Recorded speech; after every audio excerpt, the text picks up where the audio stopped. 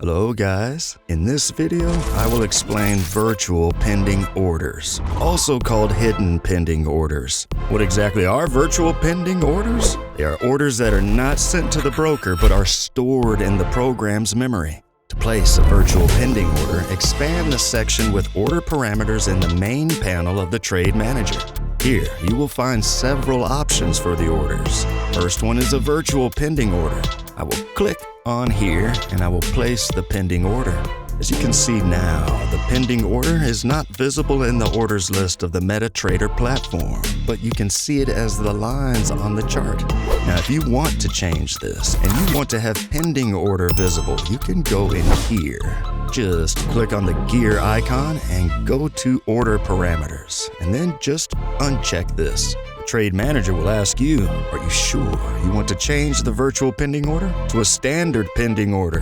When you click the yes button, the pending order will immediately appear in the order list. If you want to hide this order again, check again the virtual pending order in the panel.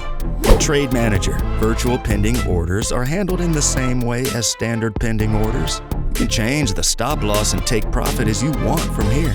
Or you can click on the gear icon and then you can just click on here. Stop loss and take profit, whatever you like.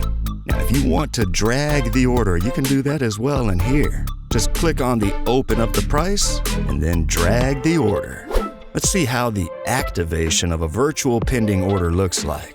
I will do a pending buy stop and wait until the current price reaches the opening price level. When the price hits this level, the Trade Manager will send the broker a request to open a market order with the parameters specified in the virtual pending order. Attention! Trade Manager must be running for orders to be activated. Now we are activated.